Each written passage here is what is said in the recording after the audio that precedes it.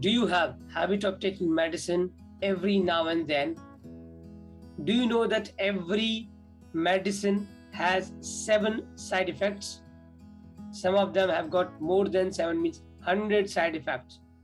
So, if you want to know how does medicine really work in our body, दवाइयाँ हमारी body में काम कैसे करती है, क्या होता है जब हम दवाई खाते हैं, क्या दवाई से वाकई हमारी बीमारियां ठीक हो सकती है, then please watch this full video and don't skip it so that you can get exact understanding कि कैसे दवाइयाँ आपके शरीर में काम करती है.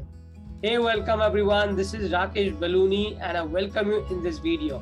So friends, unfortunately, as you know that हम अधिकतर दवाइयाँ खाते हैं ताकि हमें कभी दवाई ना खानी पड़े, लेकिन उसके बाद हमारी लाइफ कुछ ऐसे हो जाती है कि हम कभी उस विशियस साइकिल से निकल नहीं पाते और हम समझते हैं कि दवाई से हम ठीक हो जाएंगे, लेकिन सच्चाई इससे बिल्कुल ठीक उल्टी है.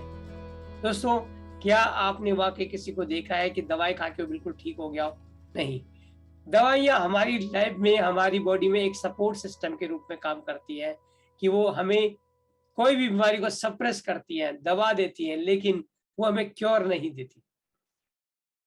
तो हमें देखना होगा कि क्या हमें वाकई दवाई खानी चाहिए, नहीं, कैसे काम करती दवाई हमारी बॉडी के अंदर.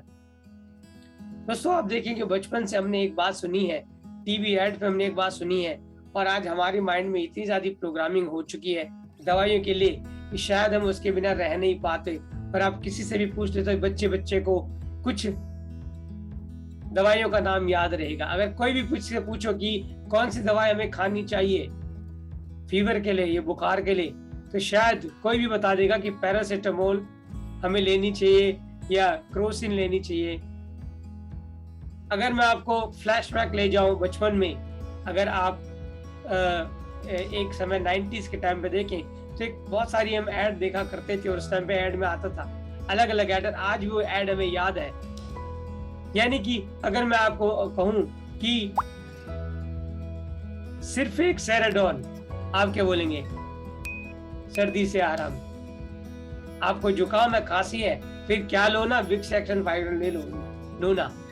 यानी कि इस प्रकार से हमें ब्रेन वॉशिंग की है सोशल मीडिया के द्वारा, न्यूज के द्वारा, फार्मास्यूटिकल कंपनीज के द्वारा, कि आज हम उसके बिना कुछ सोच नहीं पाते. यानी कि आज पिछले बचपन से और इनफैक्ट जनरेशन से हमारे कई सालों से हमारी को ब्रेन वॉश किया गया कि दवाई हमें खानी चाहिए, लेकिन दोस्तों जिसकी वजह से आज हम उस बीमारी से निकल नहीं पाते. तो दवाई हमारी बॉडी में कैसे असर करती है ये जानना बहुत जरूरी है. सबसे पहले हमें एक चीज को समझना होगा कि कोई भी दवाई हमारी बॉडी को ठीक नहीं करती, बल्कि वो किसी बीमारी को दबा देती है. तो अक्सर होता क्या है कि जैसे भी हम कोई दवाई खाते हैं, दोस्तों एग्जाम्पल के तौर पे किसी को फीवर है या मुझे पेन हो रहा है कहीं, तो मैं एक दवाई खाता हूँ. दवाई खाने के बाद वो मैं मुंह से दवाई लेता हूँ और उसके बाद या इंजेक्शन के थ्रू लेता हूँ या सिरप लेता हूँ. वो मेरे ब्लड स्ट्रीम में, मेरी स्टमक में जाके मेरी ब्लड स्ट्रीम के अंदर जाती है. ब्लड स्ट्रीम के बाद वो दवाई एज पर उसका जो सॉल्ट है, जो फॉर्मूला है, वो उस ब्रेन के रिसेप्टर में चिपक जाती है, जहां से उस पेन का इम्पल्स, ये जो भी प्रॉब्लम, वो जो तकलीफ जिसकी वजह से इम्पल्स मुझे ब्रेन से आ रही है वहां पे, और जब वो दवाई वहां चिपक जाती है, तो जब तक वो दवाई चिपकी रहती है तब तक हमें तकलीफ नहीं होती, हमें पेन नहीं होता है और हम सोच लेते हैं कि हम ठीक हो गए. एग्जाम्पल के तौर पे जब हमने कॉमी फ्लेम खाया तो सेम चीज होती है.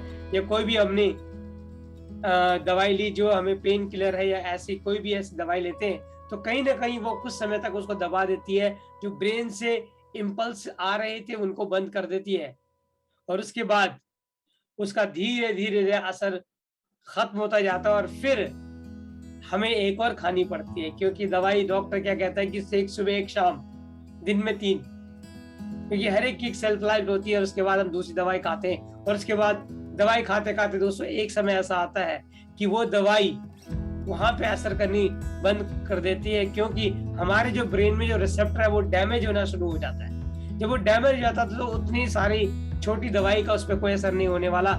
अब हमें उससे ज्यादा डोज लेनी पड़ेगी, अब उससे हम ज्यादा कैपेसिटी लेनी पड़ेगी, हमें ज्यादा दवाई लेनी पड़ेगी और यही साइकिल चलता रहता है. उसके बाद फिर एक दवाई के 7 साइड इफेक्ट मिनिमम है, उसके बाद दूसरी दवाई लेते हैं, फिर उसके भी 7 साइड में, अगर ऐसा ही विशेष साइकिल चलता रहे तो दोस्तों, और फिर हम कभी भी इससे बाहर नहीं निकल पाते। और एक ऐसा भी समय आता है कि हमें ये भी नहीं याद रहता है कि हमने दवाई शुरू क्यों की थी।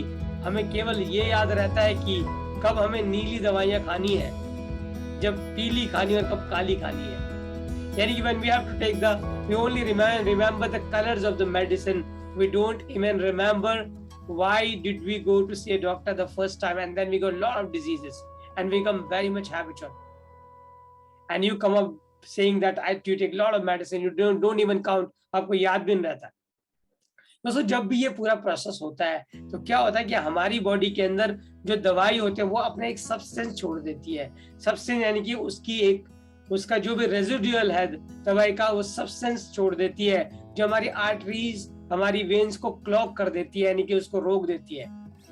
सब्सटेंस को आप ऐसे एग्जांपल के तौर पे समझ सकते हैं कि जैसे कोई एक चौक होती है जिससे हम लिखते थे, एक खड़िया या चौक होती है व्हाइट कलर की, उसी प्रकार का सब्सटेंस हमारी बॉडी में छोड़ देती है, जिसकी वजह से अब कई प्रकार की समस्या हमारी ब्लड सर्कुलेशन रुक जाता है, हमारी क्लॉगिंग होनी शुरू हो जाती है, टॉक्सिक मैटर जमा हो जाता है और अब उससे निकलना बहुत मुश्किल है। दोस्तों इस प्रकार से हम जानते हैं कि कैसे दवाई हमारे शरीर में असर करती है और हर एक दवाई के कई साइड इफेक्ट हैं। तो अगर आप दवाई खाते हैं, अगर आपको लगता है कि दवाई आपको हेल्थ दे सकती, नहीं दोस्तों, दवाई आपको हेल्थ देने के लिए नहीं बनी। दवाई आपको एक डायग्नोस करने के लिए, बीमारियों को ठीक करने के लिए बनी है। अगर हेल्दी रहना है तो आपको अपनाना पड़ेगा नेचुरोपैथी का तरीका, आपको अपनाना पड़ेगा योग। लेकिन शायद उससे हम दूर भागते हैं। हमें शॉर्टकट ज्यादा पसंद है, जिस प्रकार से 2 मिनट में मैगी बनती है। हम भी कहते हैं बस अभी तो मैं इसको पॉप कर लेता हूँ, स्पिल्स को बाद में देखी जाएगी। दोस्तों आप देखते हैं कितने ज्यादा साइड इफेक्ट है दवाइयों के।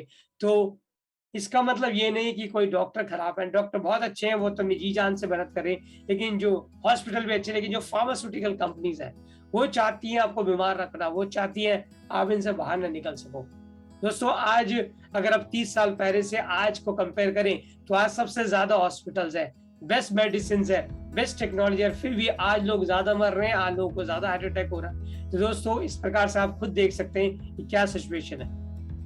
दोस्तों if you really want to if you resonate with me, please subscribe this channel and press the bell icon so that you can get all the such kind of video straight away. I want to tell you the truth because I'm on a mission of helping 100,000 people to come out of the medicine, create issueless mind and drugless body. अगर आप इस mission में शामिल होना चाहते हैं दोस्तों, आप लोग कंट्रीब्यूट करने के लिए बेल आइकन दबा दें और इस सब्सक्राइब करें चैनल को, and please share this video to more maximum. Understand how does a medicine really work in a body if you are in a habit of taking this. दोस्तों अगर हम medicine ले भी रहे हैं तो ठीक है, लेकिन हमें एक चीज देखनी होगी कि उस मेडिसिन को अब्सॉर्ब करने के लिए हमारी इम्यूनिटी भी तो चाहिए। इम्यूनिटी तो है नहीं, पटरी नहीं है गाड़ी उसके अंदर हम ट्रेन चला रहे हैं, तो पटरी अगर खराब है तो ट्रेन रेल हो जाएगी। हमें कम से कम इम्यूनिटी तो बढ़ानी होगी, उसके लिए आपको दवाई के साथ कुछ और भी तरीके अपनाना पड़ेंगे। एलोपैथी जो मेडिसिन है वो बहुत अच्छी है, सपोर्टिंग सिस्टम के लिए बहुत अच्छी है, लाइफ थ्रेटनिंग सिचुएशन के, सर्जिकल सिचुएशन में बेस्ट है अनडाउटेडली। लेकिन दोस्तों अगर आप रहना चाहते हैं हेल्दी, अगर आप लॉन्जेविटी क्रिएट करना चाहते हैं, then you need have to think about it and you need to take charge of your life. दोस्तों that's all from me and I will see you with the next video and make sure you subscribe the channel. आपको ये video कैसा लगा please comment में लिखिएगा, like share and subscribe तो करें, comment जरूर करें, उससे मुझे इनकरेजमेंट मिलता है। With this thank you so much, you take care yourself, be healthy, be happy.